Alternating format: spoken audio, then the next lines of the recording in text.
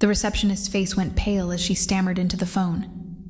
Sir, there's someone here to see you. He says he's the new owner. I could hear my father's voice through the receiver, sharp and dismissive. Tell whoever it is that I don't have time for. Dad, I said, loud enough for him to hear through the phone. It's me, Marcus, your son. And actually, you do have time. Because as of 8 a.m. this morning, I own 63% of Hartwell Industries. Which means...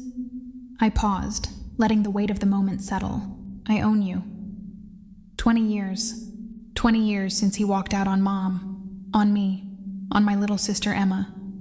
20 years since he chose his secretary and his ambition over his own children. 20 years since he told my sobbing mother that we were holding him back. Today I didn't just succeed. I didn't just build my own empire, no. Today I bought his. And in about 5 minutes, I was going to walk into his corner office and tell him he was fired. But I'm getting ahead of myself. Let me take you back to where this all started. Before we dive into this absolutely wild journey of patience, pain, and the most satisfying revenge I've ever experienced. If you love stories about karma, justice, and people getting exactly what they deserve, hit that like button right now, subscribe to the channel, and buckle up. Because what you're about to hear is 20 years in the making, and I promise you, every single second of the wait was worth it. Now, let's go back to the beginning. I was 8 years old when my world shattered. It was a Tuesday. Funny how you remember these details, right? The kind of ordinary Tuesday where you come home from school expecting milk and cookies. Maybe some help with your math homework. Instead, I walked into our living room and found my mother sitting on the couch, completely still, staring at nothing. Her face was blotchy and red. There were tissues scattered around her feet like fallen snow. Mom? I remember my voice sounding so small. Mom, what's wrong? She looked at me, and I'll never forget her expression. It wasn't just sadness. It was something broken. Like someone had reached inside her chest and crushed something vital. Your father, she started, then stopped. Her lips trembled. Your father isn't coming home anymore. At 8 years old, you don't really understand what that means. Not really. I thought maybe he was on a business trip. Dad was always on business trips. He was the CFO of Hartwell Industries, a mid-sized manufacturing company here in Pittsburgh. Always busy, always important, always somewhere else. When's he coming back? I asked. My mother's face crumpled, and she pulled me into a hug so tight I could barely breathe. Baby, he's not coming back. Emma was only 5. She was in her room playing with her dolls, completely oblivious. She didn't understand why Mom was crying. She didn't understand why Dad's clothes were gone from the closet, why his toiletries had vanished from the bathroom, why the house suddenly felt hollow and echoing. It took me a few days to piece together what had actually happened. My father, Richard Hartwell, respectable businessman, pillar of the community, devoted family man, had been having an affair with his secretary Diane for over 2 years. 2 years of lies, 2 years of late nights, at the office. 2 years of my mother trusting him completely while he built a second life behind her back. And when Diane got pregnant, he made his choice. He chose her. I remember the day he came to pick up the last of his things. I was sitting on the stairs, watching him carry boxes out to his car. He saw me but didn't say anything at first, just kept loading boxes, his jaw tight, his movements quick and efficient. Finally, I couldn't stay quiet anymore. Dad, why are you leaving? He stopped, set down the box he was carrying, sighed like I was inconveniencing him by existing. Marcus, you're too young to understand this right now, but sometimes people grow apart. Your mother and I, we want different things. But what about me? What about Emma? You'll be fine, he said, and his tone was so dismissive, so casual, like he was talking about canceling a subscription service instead of abandoning his children. You'll visit on weekends. It'll be an adjustment, but you'll be fine. I wasn't fine. None of us were fine. The weekend visits he promised? They happened exactly 3 times. 3 awkward, stilted visits where Emma and I sat in his new apartment, the one he shared with Diane and her growing belly, while he checked his phone and talked about how busy work was. how much responsibility he had, how he was positioning himself for a promotion to CEO. After the third visit, he stopped returning Mom's calls about scheduling. The child support checks came, I'll give him that. But they were always late, always accompanied by some excuse about cash flow and timing. And him? He disappeared into his new life like we'd never existed. I learned later, much later, that he'd told people at work that the divorce was amicable, that he and Mom had simply grown apart, that he was committed to co-parenting. He painted himself as the good guy, the mature adult handling a difficult situation with grace. The truth? He erased us, completely. The years that followed were hard. That's an understatement, actually. They were brutal. Mom had been a stay-at-home parent for 8 years. Her degree in graphic design had collected dust while she raised us. Now, suddenly, she had to find work, find childcare, find a way to keep our house, keep food on the table, keep the lights on. I watched her age a decade in a single year. The laugh lines around her eyes deepened into permanent creases of worry. Her hands, which used to be soft when she tucked me in at night, became rough and calloused from working 2 jobs, administrative assistant during the day, waitress 3 nights a week. The child support helped, but it wasn't enough. It was never enough. Dad, meanwhile, he climbed. Oh, did he climb. Within 2 years of leaving us, he was promoted to CEO of Hartwell Industries. I'd see his face in the local business section of the newspaper, always smiling, always confident, always talking about strategic growth and market positioning. He bought a house in Fox Chapel, one of the wealthiest neighborhoods in Pittsburgh. 6 bedrooms, pool, 3-car garage. We lived in a 2-bedroom apartment in Lawrenceville. Emma and I shared a room. The walls were thin enough that we could hear our neighbors fighting. The heat worked intermittently, but it was what Mom could afford, and she worked herself to the bone to keep even that roof over our heads. I became angry. Deeply, bitterly angry. I was angry at Dad for leaving, angry at Diane for existing, angry at the half-brother I'd never met but resented with every fiber of my being, angry at Mom for being so tired all the time, even though I knew it wasn't her fault, angry at Emma for being young enough to forget Dad's face, while I couldn't stop remembering every broken promise. I acted out in school, got into fights, my grades slipped. Teachers called home with concerns about my behavioral issues, which was code for this kid is drowning and we don't know how to help him. The breaking point came when I was 12. I'd found Dad's new address. It wasn't hard. Everything's online. And I convinced myself that if I just showed up, if he just saw me, he'd remember. He'd remember that he had a son, that I existed, that I mattered. So one Saturday, I took 2 buses across the city to Fox Chapel, stood outside his massive house with its perfect lawn and its 3-car garage.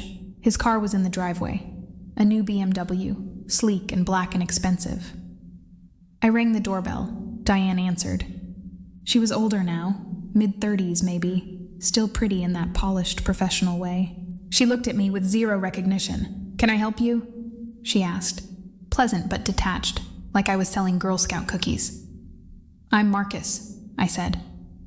"Richard's son. Is he home?" Her expression shifted, not to warmth, to discomfort. "Oh, he's working in his study. This really isn't a good time.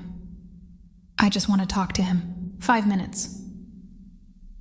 She hesitated, clearly torn between slamming the door in my face and the knowledge that I was, technically, her husband's child.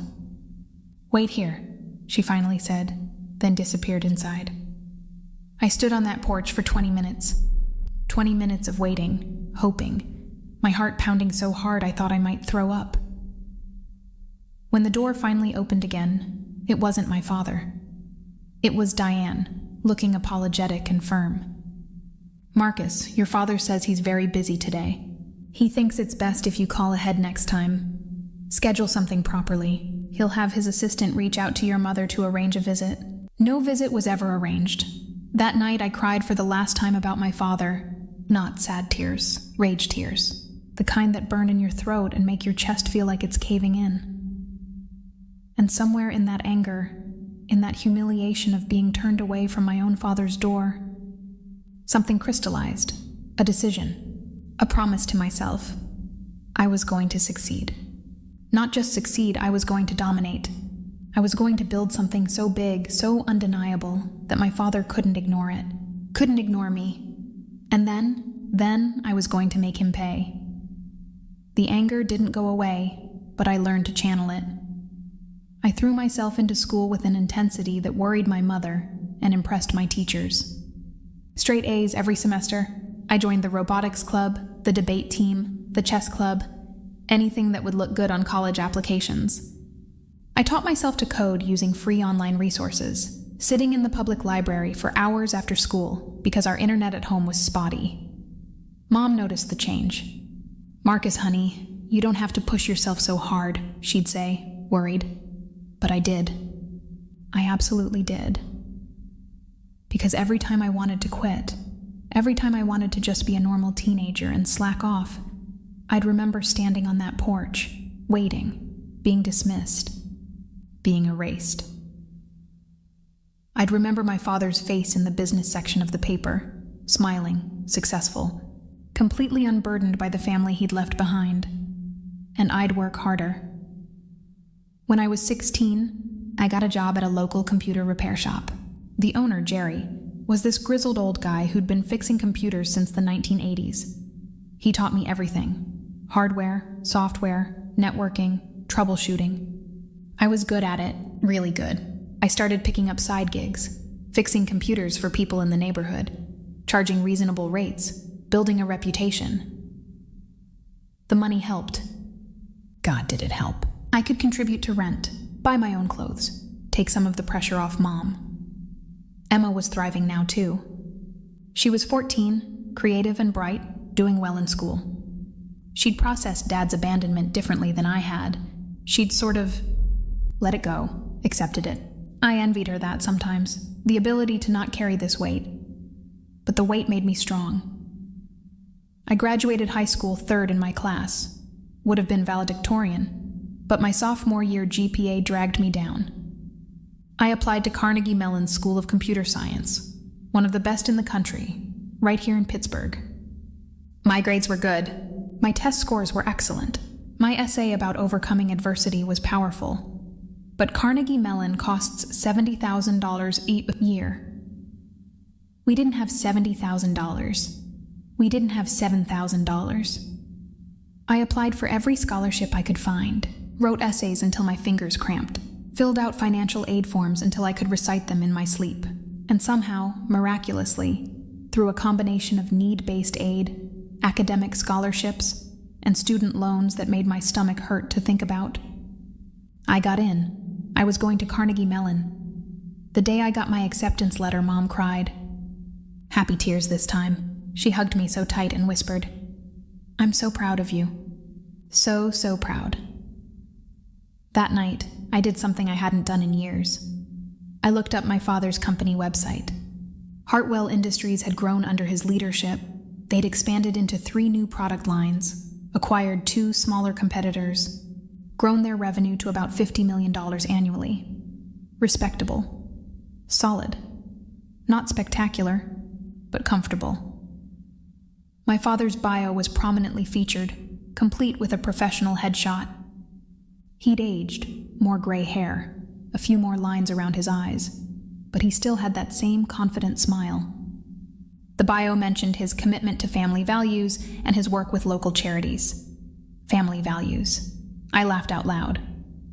Bitter and sharp.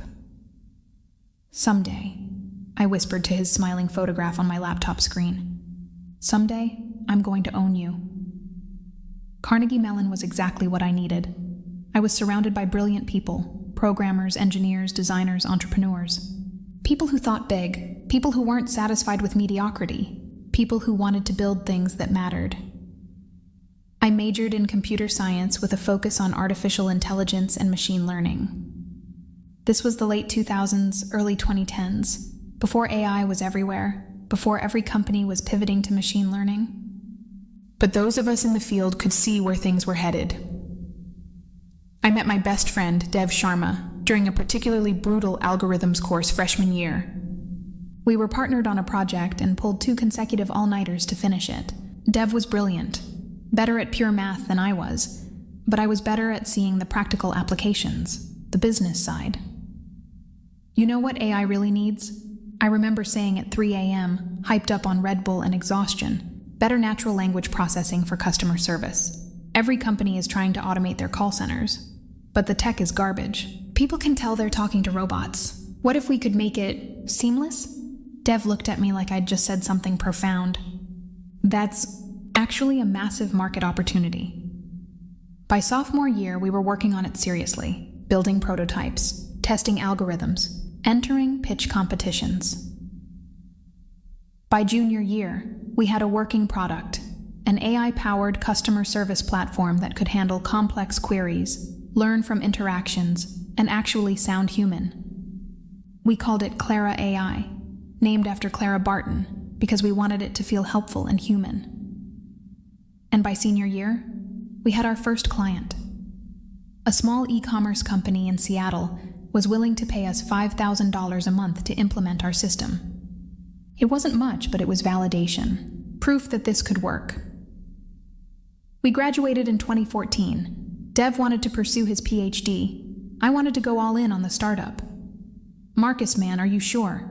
Dev asked. We could both get $150K starting salaries at Google or Facebook right now. You could pay off your loans. I don't want a salary, I interrupted. I want equity. I want to build something that's mine. Dev sighed, then grinned. Ours, something that's ours. All right, screw it. Let's do this. We moved into the absolute cheapest apartment we could find. A 1-bedroom in East Liberty that smelled like mildew and had roaches. Dev took the bedroom. I slept on an air mattress in the living room. We lived on ramen, worked 18-hour days, and poured every cent we had into building Clara AI. The first 2 years were brutal. We picked up a few more small clients, enough to keep the lights on, but growth was slow. We were competing against bigger, better-funded companies. I maxed out 3 credit cards. There were days I legitimately wasn't sure if we'd survive another month. But then we caught a break. A mid-sized insurance company in Chicago had a nightmare of a customer service situation. Thousands of angry customers, overwhelmed staff, terrible satisfaction scores. They were desperate. They agreed to a 3-month trial of Clara AI. We worked like demons to make it perfect. Customized the AI to understand insurance jargon, trained it on thousands of example queries, monitored every interaction, and it worked. In 3 months, their customer satisfaction scores jumped by 40%. Their resolution times dropped by 60%. Their staff, freed from handling routine queries, could focus on complex issues that actually required human judgment. The insurance company signed a 5-year contract. $2 million over 5 years. We'd made it. We were actually going to survive. Word spread. Other companies in the insurance industry wanted what we'd built. Then healthcare companies, then financial services. By 2017, Clara AI had 23 enterprise clients and annual revenue of $8 million. We raised our first venture capital round, $12 million Series A from a respected firm in Silicon Valley. Hired our first employees, moved into an actual office space. By 2019, we were at $35 million in annual revenue with 80 employees. By 2021, $120 million with 200 employees. I wasn't rich yet. Most of my net worth was tied up in company equity. But I was comfortable. I'd paid off my student loans, bought Mom a house in a nice neighborhood, put Emma through college with 0 debt. And my father? I'd been quietly tracking his career the entire time. Hartwell Industries had grown steadily under his leadership, but not explosively. They were hovering around $80 million in annual revenue. Respectable, comfortable, but stagnant. Richard Hartwell had become one of those CEOs who was competent enough not to drive the company into the ground, but not visionary enough to take it to the next level. The board was happy with steady returns. The employees were comfortable. Everything was fine. Fine wasn't good enough. In 2022, Hartwell Industries started exploring strategic options. The industry was consolidating. They were getting squeezed by bigger competitors. The board was open to acquisition offers when I saw the initial announcement buried in a local business journal. Hartwell Industries engages investment. Bankers to explore strategic alternatives. My heart started pounding. This was it. This was my moment. You want to do what? Dev stared at me like I'd lost my mind. We were in my office at Clara AI headquarters, a much nicer space now, with actual furniture and plants and everything. I'd just laid out my plan. I want to acquire Hartwell Industries, I repeated calmly. Marcus, we're a software company. They're a manufacturing company. The synergies make 0 sense. I don't care about synergies. Dev went quiet. He knew me well enough to understand what that meant. This is about your father. Yes, that's... He ran his hand through his hair. That's a terrible reason to acquire a company. That's how you make catastrophically bad business decisions. It won't be a bad decision, I interrupted. Hartwell Industries is undervalued. They've got solid fundamentals, decent cash flow, and they're trading at a discount because they've been stagnant. With the right leadership and some operational improvements, they could easily grow by 30-40% in 3 years. This is a good investment. That's not why you want to do it. No, I admitted, but it doesn't make it a bad investment. Dev studied me for a long moment. How much would it cost? They're valued at around $200 million. I'd need to offer a premium, probably $240 to $250 million to get the board's attention and ward off other bidders. We don't have $250 million in cash. No, but Clara AI is worth about $800 million right now. We could take on debt, bring in a financial partner, maybe sell a minority stake in Clara AI to raise capital. It's doable. Dev leaned back in his chair. You've really thought this through. I've been thinking about this for 22 years. Silence. Then, does your dad even know you exist? I mean, professionally? I smiled grimly. Not yet. I've stayed under the radar intentionally. Clara AI has gotten press in tech circles, but we're not a household name. He has no idea his estranged son built a $800 million company. And you want to use that company to buy his company? Yes. And then fire him? Yes. Dev was quiet for another long moment. Then he laughed, sharp and disbelieving. You know what? Screw it, let's do it. This is either going to be the most satisfying thing we ever do, or the most expensive therapy session in history. The acquisition process took 6 months. 6 months of financial due diligence, negotiations, board presentations, and legal paperwork. We assembled a team of investment bankers, lawyers, and consultants. We created a special purpose acquisition vehicle, essentially a company whose sole purpose was to buy Hartwell Industries. I made sure my name didn't appear anywhere prominent in the initial paperwork. The offer came from Clayton Capital Partners, the investment entity we'd created. My role was listed as managing director, buried in page 47 of the documentation. The Hartwell Industries board received multiple offers, but ours was the highest. $245 million all cash, with a quick closing timeline. The board was thrilled. The shareholders were thrilled. And my father, Richard Hartwell, CEO, the man who'd assured the board that he'd stay on to ensure a smooth transition, he was thrilled too. He had no idea what was coming. The deal closed on October 3rd, 2023, a Tuesday. Funny how these things happen on Tuesdays. The board held a celebration dinner at an upscale restaurant in downtown Pittsburgh. I was invited, of course, as the new majority owner. I was expected to attend, to shake hands, to reassure everyone that this was going to be a positive transition. I wore my best suit, practiced my smile in the mirror.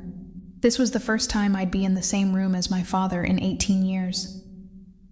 He didn't recognize me. I'd been 8 years old the last time he'd really looked at me. Now I was 30, 6 feet tall, filled out, professional haircut, expensive suit. I looked nothing like the scrawny, angry kid who'd stood on his porch begging for 5 minutes of his time. Richard, I'd like you to meet Marcus Clayton, the managing director of Clayton Capital, one of the board members said, making introductions. My father extended his hand, confident smile in place. Marcus, great to finally meet you in person. I have to say we're all very excited about this partnership. I shook his hand. Firm grip, direct eye contact. The pleasure is mine, Mr. Hartwell. I've been following your career for a very long time. Something flickered in his expression. Brief confusion, like he was trying to place me. But it passed. He launched into CEO mode, talking about the company's growth potential, the exciting opportunities ahead, how much he was looking forward to working with us to maximize value. I nodded, smiled, said all the right things. I waited exactly 1 week after the acquisition closed. 1 week to review all the files, to meet with department heads, to understand the full scope of the company's operations, to document every decision my father had made as CEO over the past 20 years. And there were plenty of questionable decisions. Nothing illegal. Richard was too careful for that, but there was definitely mismanagement. Bloated executive compensation while refusing to invest in employee training, contracts with suppliers owned by his friends, even when cheaper alternatives existed. A corporate culture that prioritized short-term profits over long-term growth. Most damningly, he'd been skimming. Not embezzling, exactly. Everything was technically above board. But he'd structured his compensation package to maximize his own payouts while minimizing reinvestment in the company. Performance bonuses that triggered even when the company underperformed. Stock options that diluted other shareholders. Consulting fees for his wife, yes, Diane, who contributed virtually nothing. He'd gotten comfortable, complacent, sloppy. I compiled everything into a folder. Called an emergency board meeting for Monday morning, October 10th, 8 a.m. My father wasn't invited to the meeting. The board members arrived, confused. "Where's Richard?" one asked. "Mr. Hartwell won't be joining us," I said calmly. "We'll be discussing his future with the company." I laid out everything I'd found. The questionable contracts, the excessive compensation, the failure to innovate or grow. The board members' faces grew increasingly uncomfortable. "Now, I want to be clear," I said. "None of this rises to the level of criminal conduct, but it does represent a pattern of self-dealing and mismanagement that I, as majority owner, am not willing to tolerate going forward. I'm recommending we terminate Mr. Hartwell's employment effective immediately." There was some protest. Richard had been with the company for 30 years, after all, but I'd structured the acquisition specifically to give me controlling votes. My recommendation wasn't really a recommendation. It was a decision. The board voted. 6 in favor, 2 abstentions, 1 opposed. Richard Hartwell was fired. Now came the part I'd been waiting for. I scheduled a meeting with him for 9:30 a.m., right after the board meeting concluded. His secretary, a woman named Margaret who'd worked for him for 15 years, buzzed him on the intercom. "Mr. Hartwell, Mr. Clayton from Clayton Capital is here to see you." "Send him in." I heard my father's voice, cheerful and unsuspecting. I walked into his office for the first time. It was impressive, I had to admit. Corner office, floor-to-ceiling windows overlooking the city, mahogany desk, expensive art on the walls. The office of a man who'd made it, who'd succeeded, who'd left his 8-year-old son waiting on a porch. Richard stood up, extending his hand. "Marcus, good to see you. I hope the board meeting went well." "Sit down," I said quietly. He blinked, confused by my tone. "Excuse me?" "Sit down," he sat slowly, the smile fading from his face. "Is something wrong?" I walked around his desk, and looked out his windows at the city below. Pittsburgh, the city where I grew up, where I struggled, where I built my empire. "Tell me something, Richard," I said, not turning around. "Do you have any children?" Confused pause. Yes, I have a son, Tyler. He's 19, studying business at Penn State. Why? Anyone else?" Longer pause now. I could feel him thinking, trying to figure out where this was going. I was married before. I had 2 children from that marriage. Had. Past tense. Like we were dead. I turned around, looked him in the eyes. "What were their names?" His face went pale. "What? Their names, Richard. Do you remember their names? Marcus, he whispered. And I watched the recognition finally dawn. Watched his face cycle through shock, disbelief, fear. Marcus. Oh my God, I'm your son, I said flatly. The one you left when I was 8 years old. The one you promised weekend visits that never happened. The one who stood on your porch for 20 minutes while you hid in your study and sent your wife to turn me away. That Marcus. He stood up abruptly, hands shaking. I didn't realize you were the new owner? Yeah, surprise. I smiled, and it wasn't a kind smile. Sit down, Richard. We need to talk about your employment status. My employment? He sat heavily, like his legs wouldn't hold him anymore. This is about revenge? You bought my company for revenge? No, I said calmly. I bought your company because it was undervalued and represented a good investment opportunity. The fact that it's your company, that's just a bonus. I pulled out the folder I'd compiled, dropped it on his desk with a heavy thud. The board met this morning. They reviewed your performance as CEO over the past 5 years. They also reviewed some concerning patterns in your compensation structure, your contract negotiations, and your decision-making. The conclusion was unanimous. Your services are no longer required. You can't. He was breathing hard now, face flushed. I built this company. I grew revenue from 30 million to 80 million. I've been here for 30 years. And in those 30 years, you prioritized your own compensation over company growth.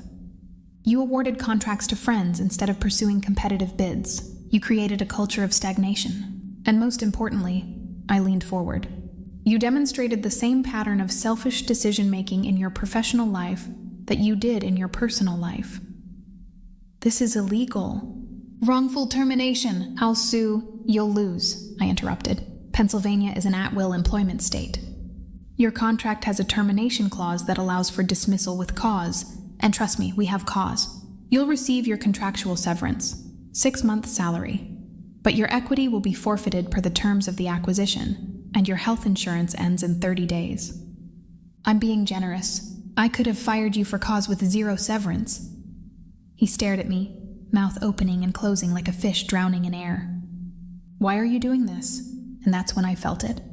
The anger I'd carried for 22 years, suddenly crystallizing into something cold and hard and absolutely final. You left us, I said quietly.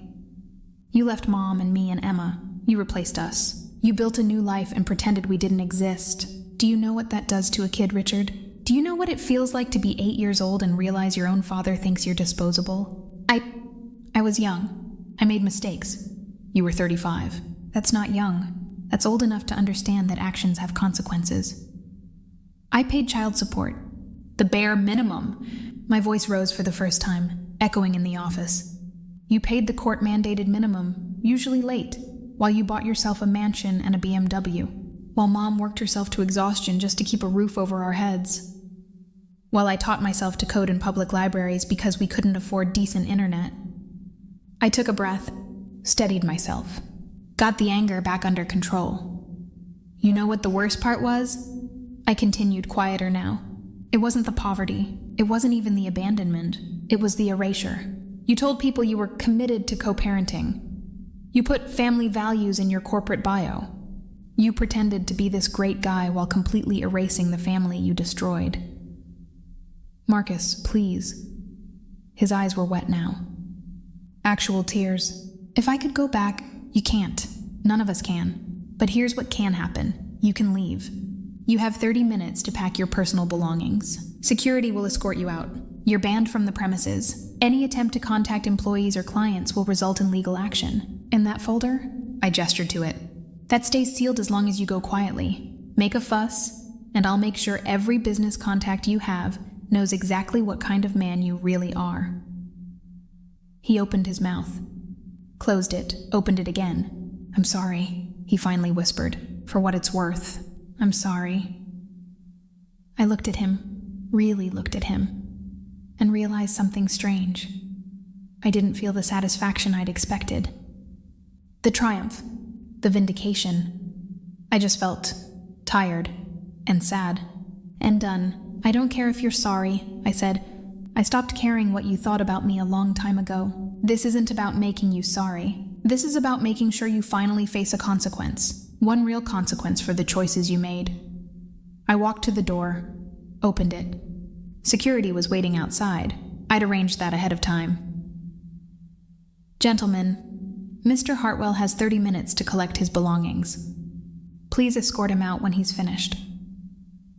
I looked back one last time. My father sat at his desk, shoulders slumped, tears streaming down his face, the folder of evidence sitting in front of him like an accusation. "Goodbye, Richard," I said, and I walked out. The news spread through the company within hours. Of course.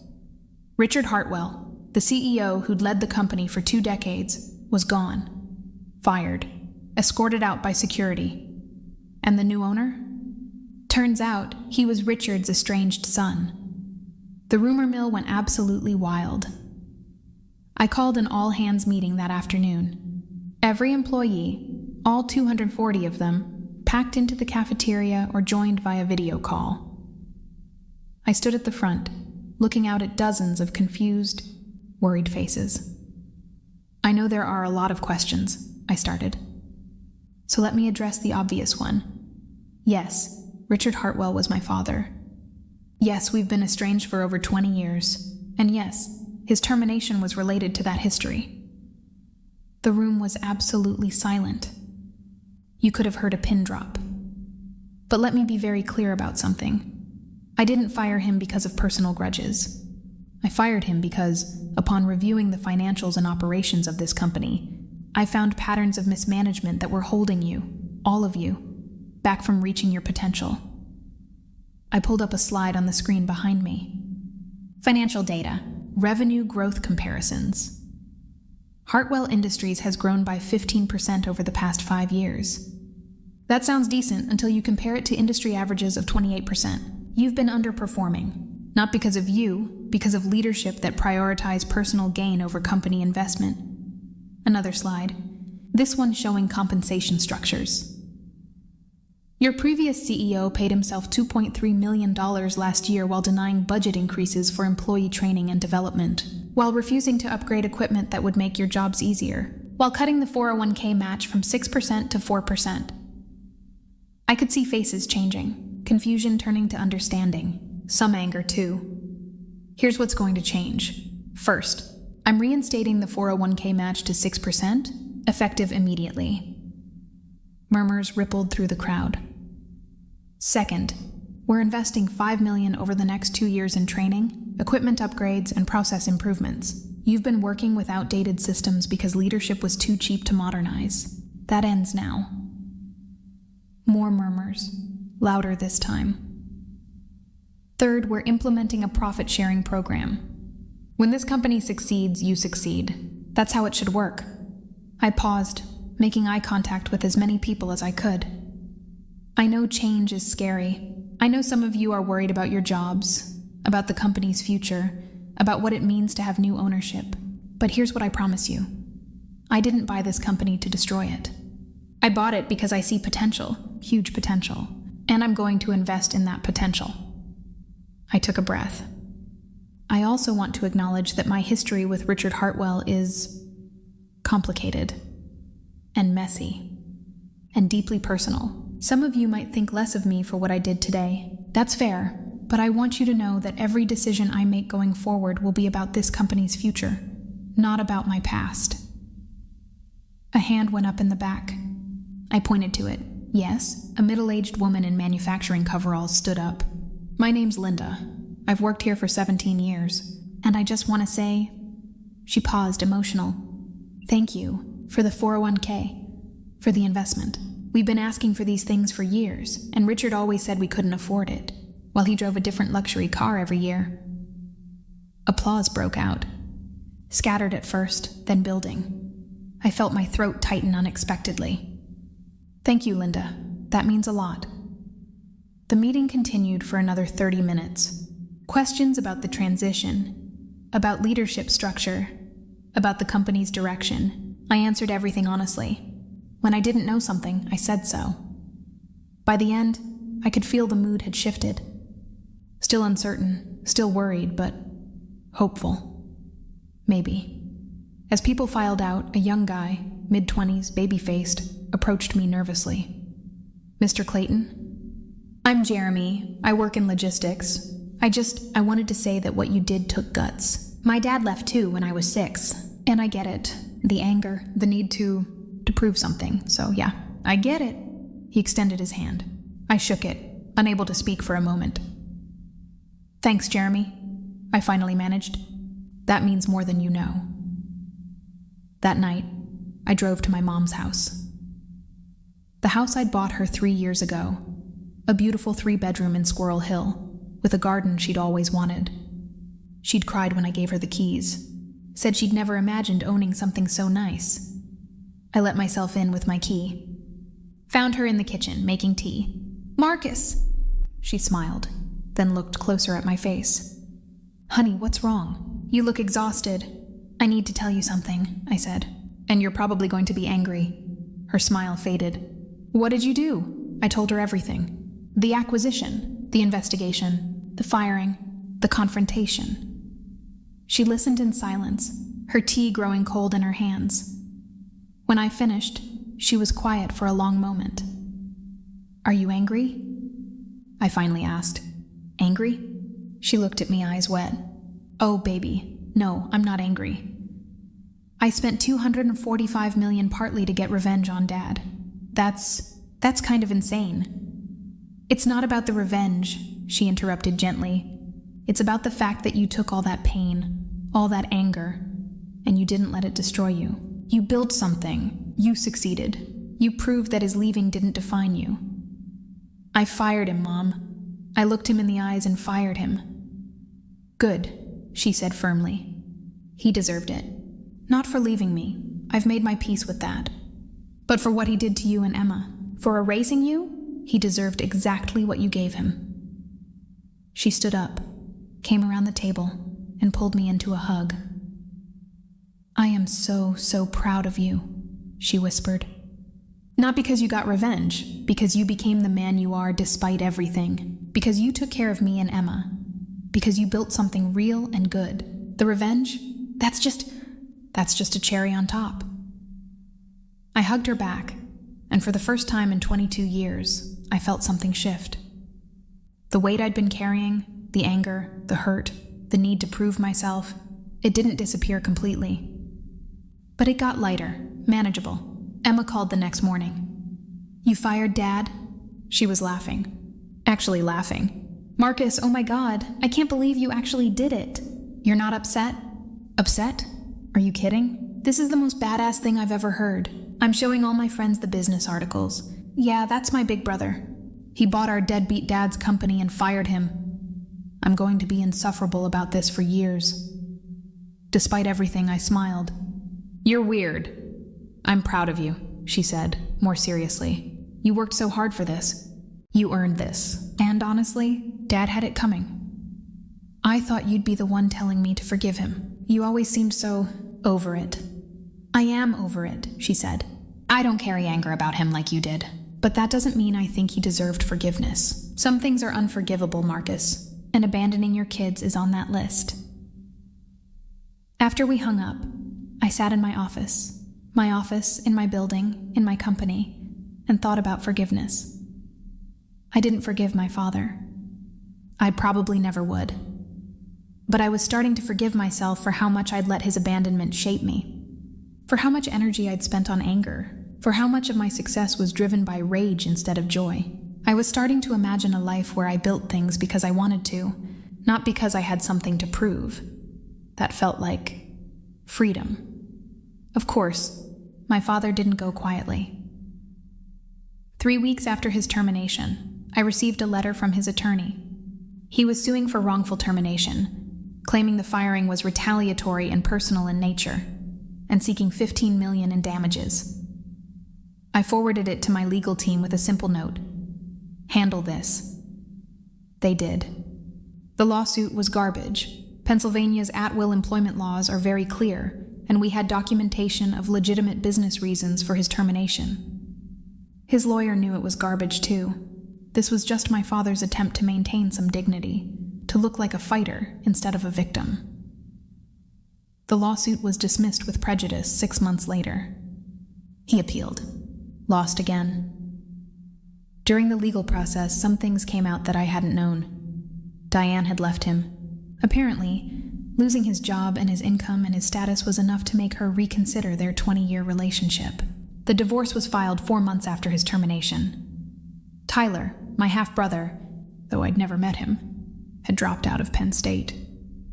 Word was that Dad couldn't afford the tuition anymore, not with his severance running out and no prospects for CEO-level positions. At 57, with a reputation as someone who'd been fired by his own son, Richard Hartwell wasn't exactly a hot commodity on the executive job market. I should have felt triumphant about all this. This was everything I'd wanted, right? Complete destruction. Total victory. Instead, I mostly felt nothing. Maybe a little sad. I thought about calling him once. Picking up the phone and saying, "What? Sorry for ruining your life?" I wasn't sorry. I forgive you? I didn't. In the end, I did nothing. Just like he'd done nothing when I was 8 years old, standing on his porch, waiting. The business world, meanwhile, had opinions. Some business journalists called the acquisition and subsequent firing brilliant but ruthless. Others called it petty vindictiveness disguised as business acumen. LinkedIn was split between people applauding me for not letting family interfere with business decisions and people condemning me for using corporate power for personal vendettas. Did exactly one interview with a business podcast that reached out 6 months after the acquisition. "Do you regret how you handled the situation with your father?" the host asked. I thought carefully before answering. I regret that it was necessary. I regret that I grew up without a father. I regret that he made choices that hurt people. But do I regret holding him accountable? No, I don't. Some people say you abused your power. Some people have never been abandoned by a parent, I interrupted. Some people have never wondered if they were worth loving. Some people have never watched their mother work herself to exhaustion while their father bought luxury cars. So yes, some people might think I abused my power. Those people can think whatever they want. The interview went semi-viral. Half the comments were supportive. Half were critical. I stopped reading them after the first 100. A year after the acquisition, Hartwell Industries was thriving. We'd grown revenue by 22% through a combination of operational improvements, strategic investments, and modernization. Employee satisfaction scores were up by 40%. Turnover was down by 35%. We'd won 2 major new contracts that Richard had been too conservative to pursue. I'd promoted Sarah Chen, the former VP of Operations, to CEO. She was brilliant, experienced, and actually passionate about the manufacturing business, unlike me, who'd bought the company primarily to fire my father, and only secondarily because it was a good investment. I stayed on the board and maintained majority ownership, but I let Sarah run the show. My focus was back on Clara AI, which had grown to $200 million in annual revenue with expansions into healthcare, finance, and government sectors. Dev and I had taken the company public 6 months earlier. Our IPO valued Clara AI at $1.2 billion. We were both, on paper at least, extraordinarily wealthy. I'd bought a nice house, not a mansion, just a comfortable 4-bedroom in Shadyside. I'd hired a personal assistant to handle the increasingly complex logistics of running 2 companies. I'd even started dating someone, a woman named Rachel, who worked in medical research and had absolutely zero connection to the tech or business world, which was refreshing. Life was good. Better than good. So why did I still feel like something was missing? I got my answer on a random Thursday in September. I was at Mom's house for dinner, a weekly tradition we'd maintained even as my life got increasingly busy. Emma was there too, visiting from New York, where she'd just started a new job in advertising. We were in the middle of dessert when Mom's doorbell rang. "I'll get it," Emma said, jumping up. A moment later, I heard her voice from the front hall. Mom? Marcus? You might want to come here." The tone of her voice made my stomach drop. I walked to the front door, My father stood on the porch. He looked old. Not just old. He'd lost weight. His clothes hung on him loosely. His hair was completely gray now, thinning on top. His face was lined with new wrinkles, deep ones, the kind that come from stress and worry rather than age. "I'm sorry to show up unannounced," he said quietly. "I know I have no right to be here, but I was hoping I could talk to you, to all of you, just for a few minutes." My mother appeared behind me. I heard her sharp intake of breath. "Richard," she said, her voice carefully neutral. "Lisa, you look well." He wasn't being patronizing. He sounded sincere, sad. "What do you want?" I asked, my voice harder than Mom's. "I want to apologize. I want to try to explain.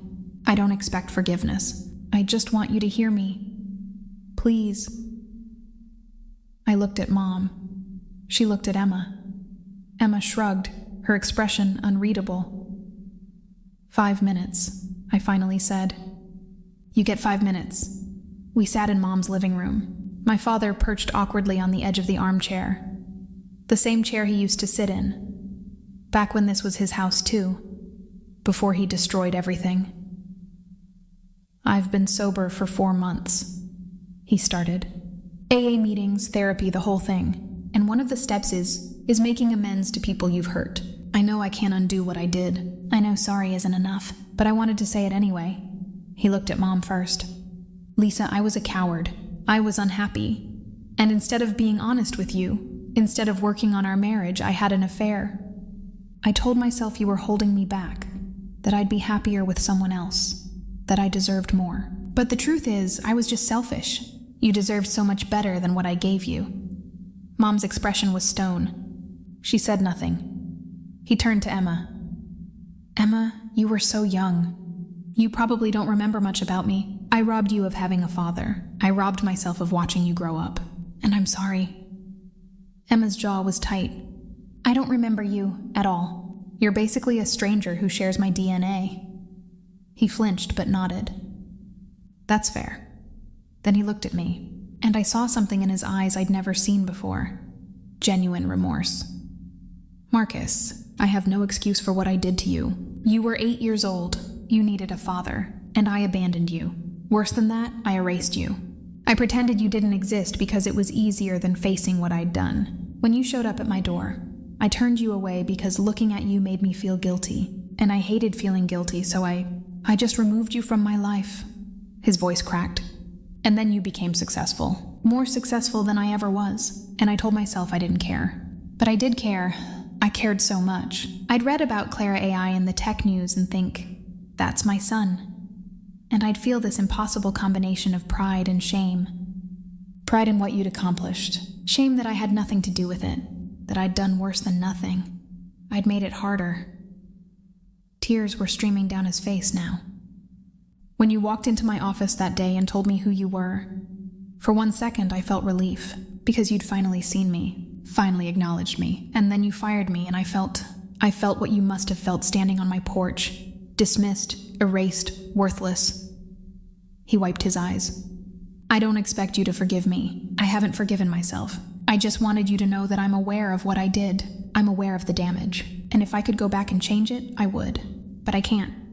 So all I can do is say I'm sorry. I'm so sorry." Silence filled the room. Emma spoke first. "I appreciate the apology. I do. But I don't know you. And honestly, I don't want to know you. You're a stranger who hurt my family.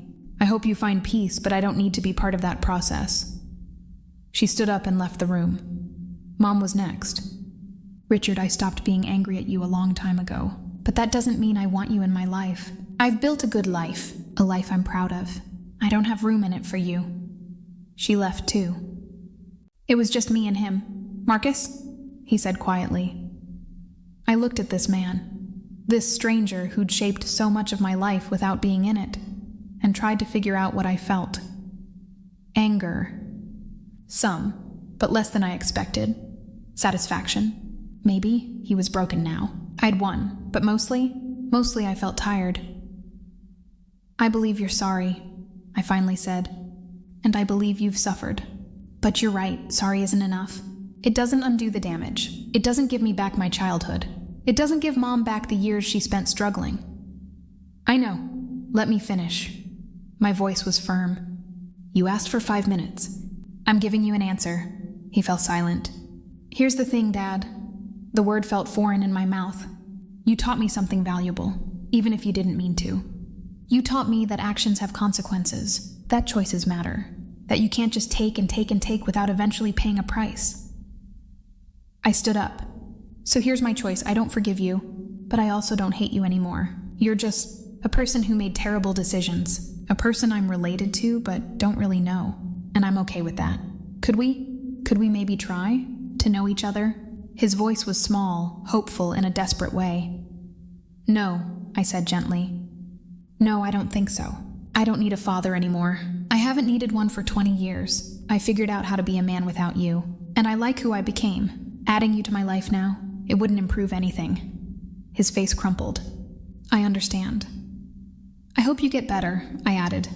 I hope the therapy works. I hope you find peace. I genuinely mean that, but I'm not going to be part of your healing process. You don't get that from me. I walked to the door, opened it. Goodbye, Richard. He stood slowly, walked past me, paused on the threshold. For what it's worth, I'm proud of you. Incredibly proud. You're a better man than I ever was. Yeah, I said quietly. I know. He walked away, got into his car, a 10-year-old Honda Civic, nothing like the BMWs and Mercedes he used to drive, and drove off. I closed the door. Mom and Emma reappeared from the kitchen where they'd been listening. You okay? Emma asked. Yeah, I said, surprising myself. Yeah, I actually am. 6 months later, I received a letter. Not from my father, from Tyler, my half-brother. Dear Marcus, I know we've never met, and you probably have no interest in meeting me. I don't blame you if you throw this letter away without reading it, but I wanted to reach out anyway. I'm 20 now. Dad told me the whole story, about leaving you and Emma, about the lawsuit, about everything. I'm not writing to defend him. What he did was indefensible. But I wanted you to know that it affected me too. Growing up, I thought I had this perfect dad. Successful, respected, always there. And then everything fell apart and I realized he wasn't perfect. He wasn't even good. He was just good at hiding his failures. Losing his job, his marriage, his money, it broke him. But maybe he needed to be broken to actually see what he'd done. He talks about you sometimes, about how smart you are, how driven, how you built something from nothing. I think he's genuinely proud, even though he has no right to be. I'm not asking you to forgive him. I'm not asking you to have a relationship with him or with me. I just wanted you to know that you have a brother who thinks what you did took incredible strength. And if you ever want to grab coffee, no strings attached. I'd like that. Tyler. There was a phone number at the bottom. I stared at the letter for a long time. Tyler hadn't done anything wrong. He was just a kid, my age when Dad left actually, who'd been caught in the crossfire of his father's terrible decisions. I called the number. Hello? A young male voice, uncertain. Tyler? This is Marcus. Silence. Then, holy crap. You actually called. I actually called, I confirmed. Coffee sounds good. You free this weekend? We met at a coffee shop in Oakland near Pitt's campus. Tyler looked like Dad. Same build, same facial structure, but his demeanor was completely different. Nervous, humble. No trace of the arrogance I remembered from our father. Thanks for meeting me, he said as we sat down. I honestly didn't think you would. I almost didn't, I admitted. But I figured, you're not responsible for what he did. No, but I benefited from it. While you and your sister were struggling, I had everything. Private school, college fund, nice house, trips to Europe, all because he left you. That's not on you, Tyler. You were a baby. You didn't ask for any of that. He stirred his coffee. I dropped out of school, you know. After Dad lost his job and couldn't pay tuition anymore, I was angry at first. How could he not have savings? How could he be so unprepared? But then I learned the full story and I was just ashamed. What are you doing now? Community college, working part-time at a bookstore, living in a crappy apartment with 2 roommates. It's not glamorous, but it's mine. I'm paying my own way for the first time in my life. I found myself liking him. He seemed genuine, self-aware. We talked for 2 hours about his life, my life, our shared father who connected us in the strangest way possible. He didn't ask for anything. No money, no job, no special treatment. He just wanted to know his brother. By the end of coffee, I'd made a decision. Tyler, can I ask you something? What do you want to do, career-wise? He shrugged. I was studying business, but honestly, I hate it. I'm good at it, but I hate it. What I actually love is design. Graphic design, web design, UX stuff. But that felt too impractical, so I went with business to make Dad happy. What if I told you that Clara AI is hiring designers? And that I could get you an interview, a real interview, where you'd have to prove yourself, but at least you'd get in the door? His eyes widened. Marcus, I can't ask you to do that. You're not asking. I'm offering. But here's the deal. You'd have to actually be good. I'm not going to carry you. If you interview badly or can't do the work, you won't get hired. Fair? Fair, he said immediately. God, yes. Thank you. Don't thank me yet. Thank me if you actually get the job. He did. He interviewed with our design team, presented a portfolio he'd been building on the side, and genuinely impressed them. They hired him as a junior designer. Over the next year, Tyler and I built a relationship. Not super close, we'd missed too many years for that, but real. He was my brother, and he hadn't done anything wrong except be born into complicated circumstances. Emma met him eventually too. She was more skeptical than I was, but she came around. He's not Dad, she finally said. Thank God. I'm 33 now. Clara AI is worth $2.4 billion. We've expanded internationally. We've acquired 3 smaller competitors. We're one of the leading AI customer service platforms in the world. Hartwell Industries, under Sarah's leadership, has doubled in revenue. They've branched into sustainable manufacturing, won major government contracts, and been named one of the best places to work in Pennsylvania 3 years running. I sold my majority stake in Hartwell last year to an investment group, keeping only a small minority position in my board seat. It was time to let it go. It was never really about the company anyway. My relationship with Rachel ended after 18 months, amicably. She wanted kids soon. I wasn't ready. We're still friends. Mom retired last year. She volunteers at a literacy nonprofit and travels more than she ever did when she was younger. She's happy, genuinely happy. Emma is engaged to a great guy she met in New York. The wedding is in 6 months.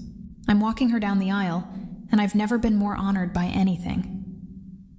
Tyler is still at Clara AI, now a senior designer. He's good at what he does. We grab lunch once a month, talk about work and life and everything, except the elephant in the room. The elephant is this. I haven't spoken to my father in 3 years. I know, vaguely, that he's still in Pittsburgh, still sober, working some consulting job, living modestly. Tyler sees him occasionally and says he's doing better, but we don't talk about it in detail. Sometimes I wonder if I should reach out. If there's healing to be done, bridges to be built. But mostly, I feel okay with where things are. I don't forgive him. But I don't waste energy hating him either.